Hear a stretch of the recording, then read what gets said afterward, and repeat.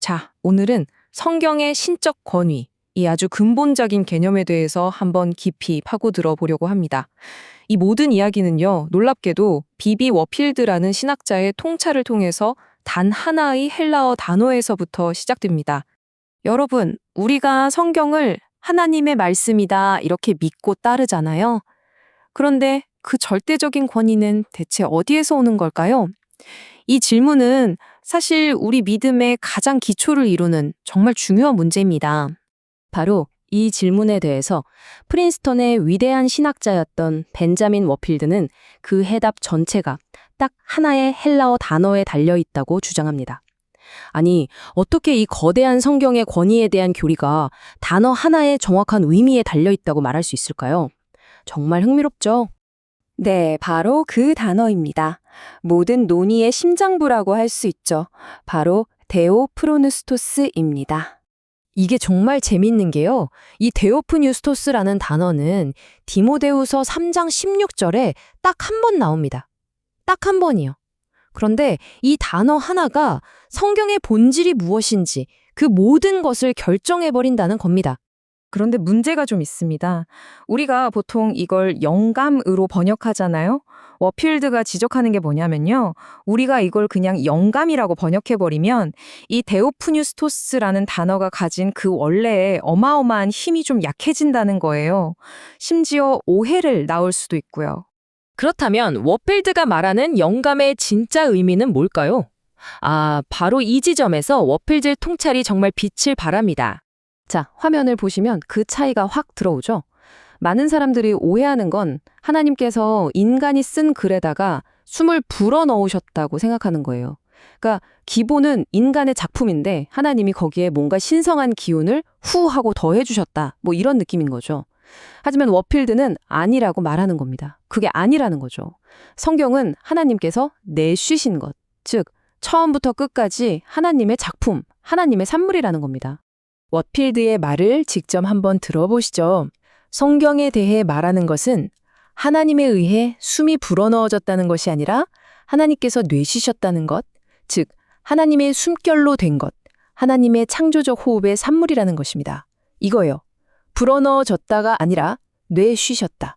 이 미묘한 차이가 사실은 하늘과 땅 차이인 겁니다. 그러니까 이게 뭘 의미하냐면 우리의 관점을 완전히 바꿔야 한다는 거예요. 성경의 주체는 인간이 아니라 처음부터 하나님이라는 거죠. 인간 저자들은 하나님 손에 들린 펜, 그분의 도구였을 뿐입니다. 자, 그럼 하나님이 내쉬셨다. 이 하나님의 호흡이라는 게 도대체 성경에서 어떤 의미를 가질까요? 이게 왜 그렇게 강력한 표현인지 한번 살펴보겠습니다. 성경을 쭉 읽어보면요. 하나님의 호흡이나 입김이라는 표현이 나올 때마다 이건 그냥 단순한 숨이 아니에요. 이건 언제나 세상을 만들고 생명을 주고 그 누구도 저항할 수 없는 하나님의 창조의 능력, 그 자체를 상징합니다. 한번 떠올려 보세요. 창세기에서는 흙으로 빚은 사람에게 생기를 훅 불어넣으시니까 생명이 되었죠. 시편에서는 그 입김으로 저 하늘의 모든 별들이 만들어졌다고 노래하고요. 에스겔에서는요. 마른 뼈들을 향해서 하나님의 생기가 들어가니까 거대한 군대가 되지 않습니까? 이게 바로 하나님의 호흡이 가진 힘입니다. 자, 성경이 바로 이 창조적인 내쉼의 결과물이라면 여기서 어떤 결론이 나올 수밖에 없을까요? 그렇죠. 바로 성경의 무어한 권위입니다. 워필드의 논리는 정말 간단하고 명료합니다. 한번 따라가 볼까요? 첫째, 성경은 하나님이 내쉬신 것이다. 맞죠? 둘째, 그렇다면 성경은 완전한 하나님의 작품이다. 그렇죠? 자, 그럼 마지막 셋째는 뭘까요? 따라서 성경의 모든 부분은 빠짐없이 하나님의 권위를 가진다. 이겁니다. 정말 깔끔하고 강력한 논리죠.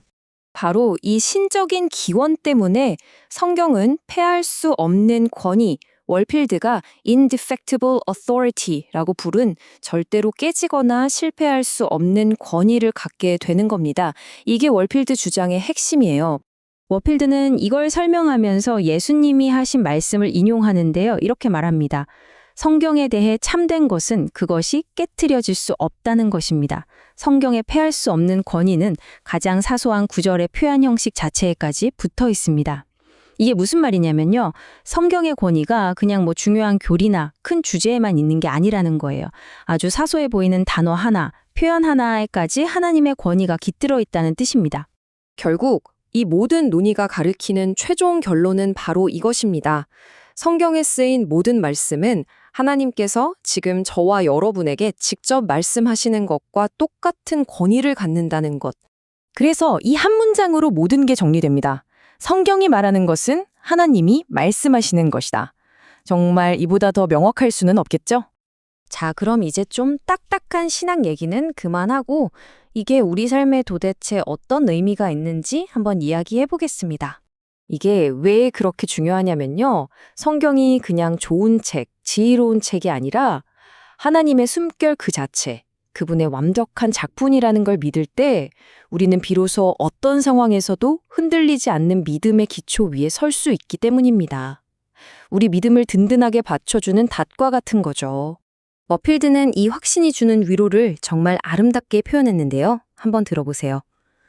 그것은 모든 필요의 때에 확신을 가지고 의지할 수 있고 모든 어려움 속에서 인도를 구하며 모든 슬픔 속에서 위로를 구할 수 있는 말씀이다. 여러분, 바로 이런 말씀이 지금 우리 손에 있다는 겁니다. 얼마나 큰 위로고 힘입니까? 결론을 말씀드리겠습니다. 성경은 그냥 하나님의 말씀에 관한 정보를 담고 있는 책이 아니에요. 성경 그 자체가 살아있는 하나님의 말씀입니다. 데오프뉴스토스라는 낯선 헬라어 단어 하나에서 시작했지만 우리는 결국 성경이 살아있고 지금도 역사하며 우리가 온전히 믿고 의지할 수 있는 하나님의 음성이라는 엄청난 확신에 다다르게 된 겁니다. 자, 오늘 이야기를 마무리하면서 이 질문을 여러분께 드리고 싶습니다. 성경이 그냥 오래된 종교 경전이 아니라 지금도 살아 숨쉬는 하나님의 직접적인 말씀이라는 이 사실이 오늘을 살아가는 여러분의 삶에 또 여러분의 고민과 기도에 그리고 앞으로의 날들에 과연 어떤 의미가 될까요? 한번 깊이 생각해 보시면 좋겠습니다.